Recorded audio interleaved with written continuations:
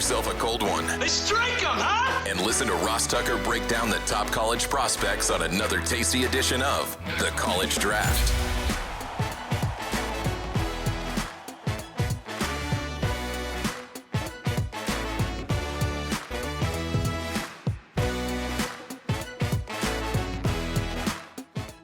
Yeah, it's Daddy Soda time here on the College Draft Podcast, presented, of course, as always, by DraftKings. I'm Ross Tucker, former NFL offensive lineman, 5 teams, 7 years, thank goodness.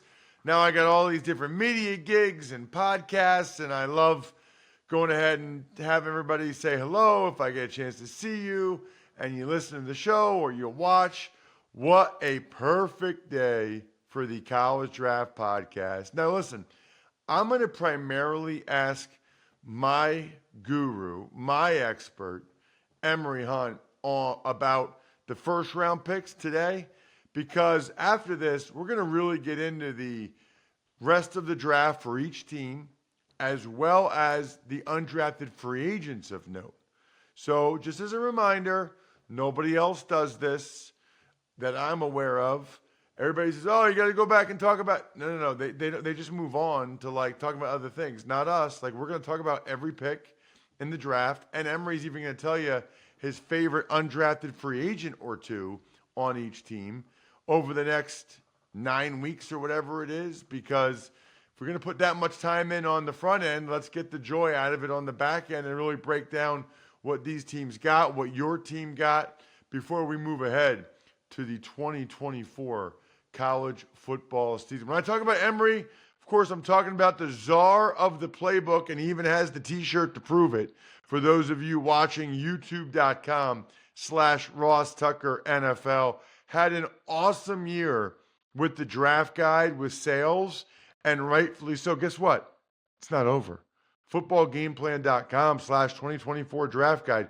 You want to actually see scouting reports on all of the undrafted guys that your team signed or late round picks? He's got it. Footballgameplan.com/2024 draft guide. These guys are getting drafted, and I'm seeing, I already was able to go right to Emory's scouting report on all of them. It was awesome. Check him out on social media at FBallGamePlan or Football Game Plan on YouTube. We are youtube.com/Ross Tucker NFL. I'm at Ross Tucker NFL on social. We are at Ross Tucker Pod. Obviously, it means a great deal, those of you that rate and review the show. If you ever have a specific question for Emory, just rate and review the show and then forward that, take a screenshot of it, forward it to me with your question for Emory. I love it. We'll get right into it, just like we'll get right into the first round. I guess I have specific questions for you, Emory, for sure. I guess I like to go macro, though. It doesn't have to be the first round, whether it's the first round or just the NFL draft in general. Anything really stand out to you this year? Anything that you thought was unique or different this year as opposed to other years? One, just seeing how much we were offensive heavy in the first round. I know that was talked about a lot. The over-under prior to the draft for offensive players selected was 21.5. And we crushed that. It was like 23 or 24, I believe. So it shows you, this year's draft strength was offense. And not necessarily that offense outweighs defense, that in the first round, a lot of the top-end talent was on the offensive side of the football. The first defensive player goes 15th, Legette Latham, to the Colts. That was the first big thing. And another thing that just really stood out to me overall, I found myself, I don't know if this was first round or maybe day 2, probably was day 2, as we were watching it and waiting for it to wrap up. I was getting ready to tweet out, man, let's just bring back the 2-day draft, the cigarette smoke, just bring it all back, because we're kind of stretching this out too far. But I do feel like, the NFL will never go back to that because it's a TV product. I get it, but man, I missed the 2-day long extravaganza that was the NFL draft on the weekend.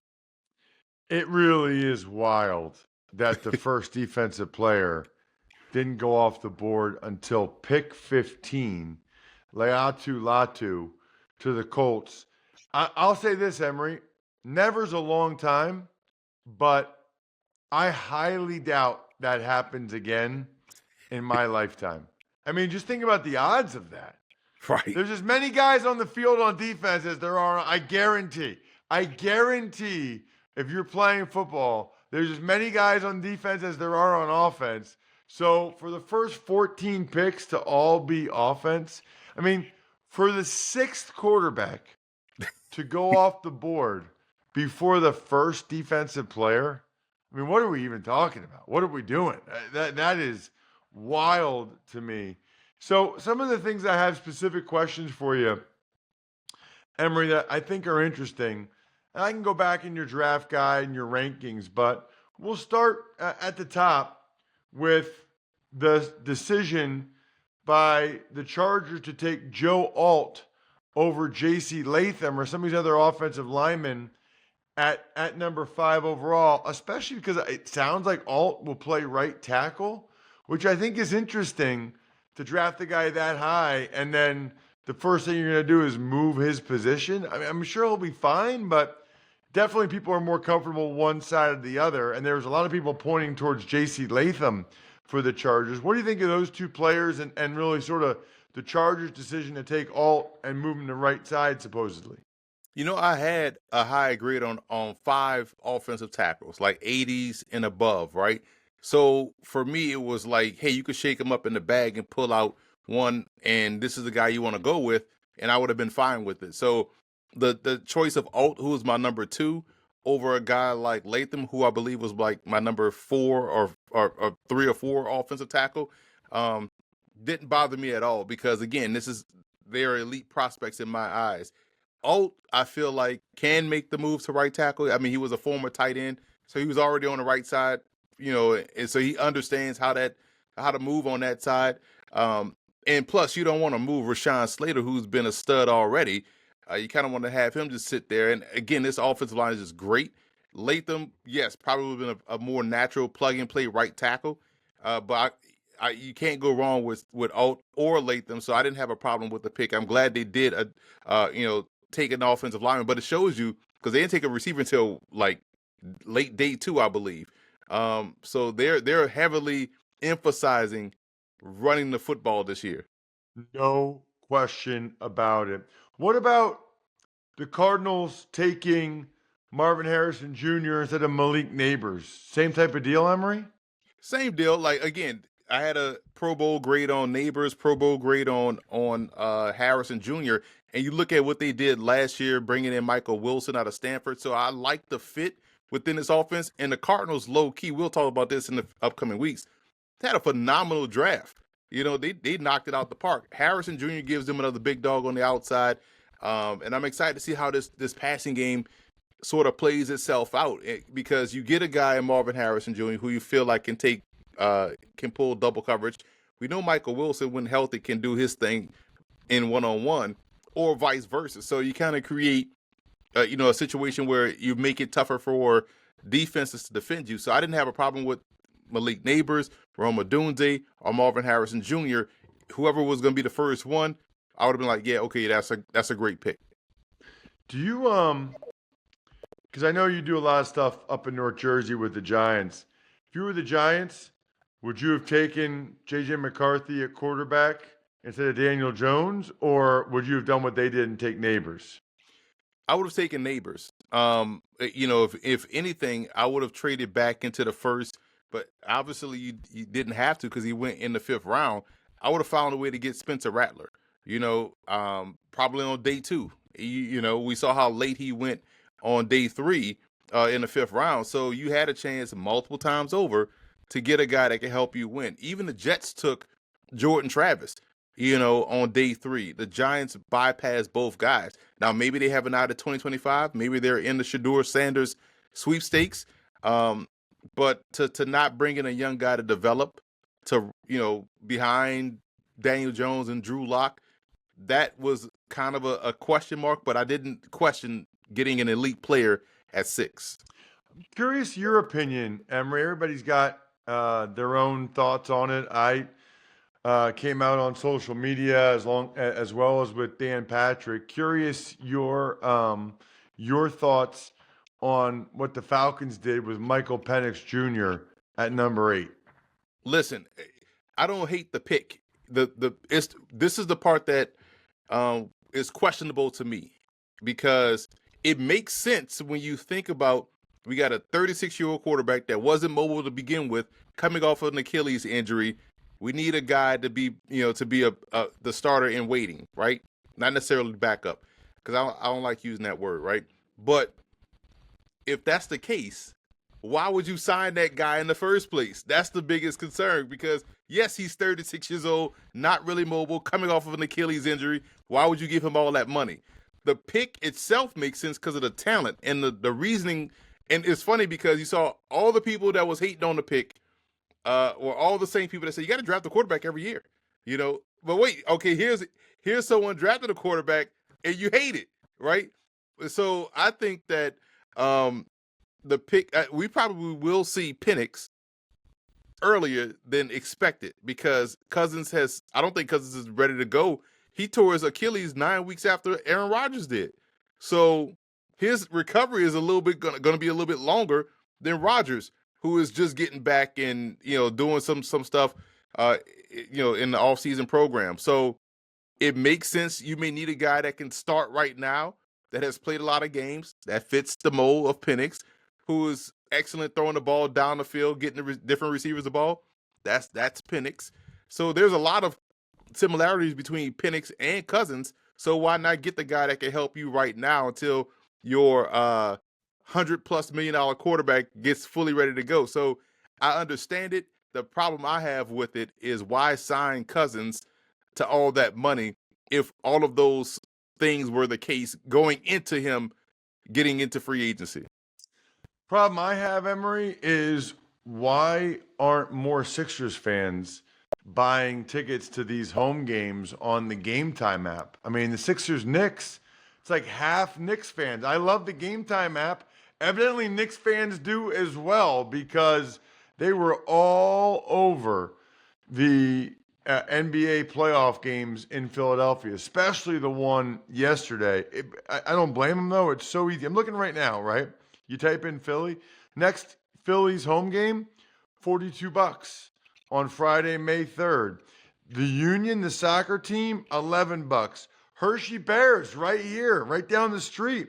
They got a game Wednesday, $20. Sixers are $125 because the Knicks fans are driving up the price, I guess. I don't know. Anyway, I love the all-in pricing. Love the last-minute deals on all these tickets. Take the guesswork out of buying NBA tickets with Game Time. Download the Game Time app, create an account, use code DRAFT for $20 off your first purchase. Terms apply. So again, create an account and redeem code DRAFT for $20 off. Download Game Time today. Last minute tickets, lowest price, guaranteed. And of course, if you can't go to the game, or even if you can, but if you can't go to the game, just drink some Labatt Blue Lights while you're watching these games. The weather's nice. I don't know why we just skipped right past the 70s and 60s. It was 55 on Saturday, and now it's going to be 85 today. Why we have to just go right past the 60s and 70s? What is even happening with the world? At any rate, when it's in the 80s, you got to be drinking some ice-cold Labatt Blue Lights with your friends, living life to the power of we. Always enjoy responsibly. Beer, Labatt USA, Buffalo, New York. All right, so one of the more interesting things to me, Emory, and it's funny because I actually talked about this with Greg Cosell on today's Ross Tucker Football Podcast. I was very surprised that the Eagles had their pick of the corners at 22. I mean, think about today's NFL. Teams draft like 3 corners each year, and the best guys are still on the board at 22 for the Eagles to have their pick. They went with Mitchell over Arnold. I forget, Emory, what your rankings were, but which guy would you have gone with if you were the Eagles, and why? Running with the same theme here, it was put him in the bag, shake him up, and pull out a corner, right? Because I had Arnold with an 80.5 grade, and I had Quinyon Mitchell with an 80 grade. So it was like they were one and the same. But it's fascinating to your point how the Eagles had their picks of the top corners. And they ended up getting two excellent corners because, again, once we say this every year, Ross, the draft is stupid. You know, you have teams passing on elite talent and good teams get elite players. And then week 9 in the season, we're like, man, how the hell did this guy fall this far to this good team? This is why. So, they couldn't have gone wrong with any pick. Mitchell was someone elite ball skills, probably better ball skills than Arnold. Arnold is a technician, and I love the fact that he has good footwork, good fundamentals, good technique. He was starring opposite of Kool-Aid McKinstry. So either corner would have been fine, but I understand why they went with Mitchell. And it's just crazy that the Eagles were able to get, let's say my number 1B corner, right? Because I had Arnold as my number 1. Mitchell is my number 2, but only a half-point difference. Yeah, it's I realized, Emory, the last week before the draft, we broke down your DBs. Someone hit me up afterwards and said you didn't talk about Cooper DeJean, and I didn't realize. I don't know where you had him. Whether you had him as slot or safety or outside corner, boundary corner or field corner. But wherever he wasn't one of your top 3 guys. So now's a good time since you mentioned the Eagles and they got 2 good corners. What was your eval, Emory, of Cooper DeJean from Iowa? He was my number 6 field corner with an 80.5. So the guys I had ahead of him were Max Melton, Nate Wiggins, Jarvis Brownlee, DJ James, Kool-Aid McKinstry, and then Cooper DeJean. So still had a 80 grade on him, 80.5, but still 80 and above on him. So very impressed with his game. So the fact that, I had him as a field corner, which speaks to his athleticism, his ability to play off-man coverage rather well. We know he has the ball skills. We know he has the special teams aspect, which was a running thing for the Eagles draft with the guys they drafted on day 3. Special teams is going to be huge for Philly this year. And this is a guy that definitely can take the ball away. So they got a high-level player, a Pro Bowl-type talent, in my opinion, based off my grading, where they got him, and it's crazy because DeJean was someone that is super athletic, highly instinctive, and when you're around the ball that much, that's the type of guy you want on your defense. So that's why we talk. And again, the reason why we didn't bring him up on the show, Ross, because how we do defensive backs: boundary, field, slot, free, combo, strong, safety. So we got a lot of positions to cover. So we only do the top 3 and then mention the underrated and the small school guy because we're trying to fit it into the show. Absolutely. So it's interesting. I didn't ask him about it today, but Greg Cosell had said that he had seen some stiffness in DeJean's game and thought he might end up at safety. I know you ranked him as a field corner. Where do you think he ends up in the NFL? I say let him play defense, right? So wherever you want him to play, let him play. And I hope that they allow him to fail at corner first before just plopping him at safety, because that's where the true progression is. Hey, man, I played corner my whole football career. Let me fail first before we even entertain, a position switch. Same with left tackles to right tackles, tackles to guards, quarterbacks to tight end or whatever. Let me fail first before we even begin to talk about switching positions. But to my areas of improvement for him, one of them he can get a little bit high in his back pedal, which can cause some issues in flipping his hips out of it. So that's to what Greg Cosell was talking about. So we saw the same things on DeJean, but at the end of the day, I feel like his strengths far outweigh his areas of improvement.